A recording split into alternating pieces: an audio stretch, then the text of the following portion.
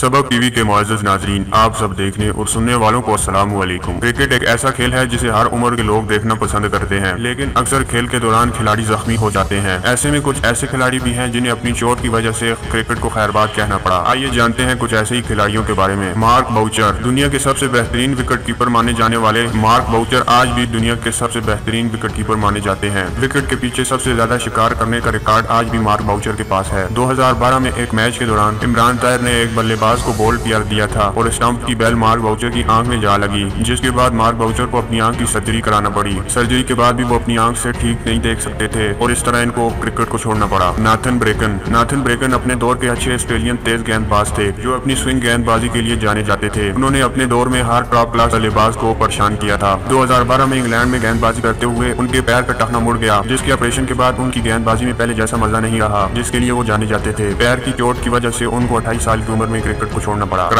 2010 T20 world cup final के match में इस खिलाड़ी की तूफानी बैटिंग की वजह से इंग्लैंड वर्ल्ड कप का चैंपियन बन पाया था, लेकिन 2014 के घरेलू मैच के दौरान बल्लेबाजी करते हुए इसकी आंख में गेंद लग गई। आंखों में गेंद लगने की वजह से इसको 27 की उम्र में ही क्रिकेट को छोड़ना पड़ा और इस तरह इंग्लैंड ने अपना एक शानदार प्लेयर खो दिया। सबा करीम, भारत के विकेट कीपर सबा करीम को महज 32 साल की उम्र में चोट की वजह से क्रिकेट को छोड़ना पड़ा। ढाका में बांग्लादेश के खिलाफ एक टेस्ट मैच में विकेट कीपिंग के दौरान अनिल कुंबले की एक गेंद सबा करीम के आंख में लग गई, जिसकी वजह से सबा करीम को अपनी आंखों की सर्जरी कराना पड़ी और उन्हें खेल को अलविदा कहना पड़ा। दोस्तों, अगर आपको ये वीडियो पसंद आया तो इसे दोस्तों के साथ शेयर करें और वीडियो को लाइक करें। मजीद वीडियो के लिए हमारे चैनल को सब्सक्राइब करें। अगली वीडियो में मिलते हैं। अल्लाह हाफिज।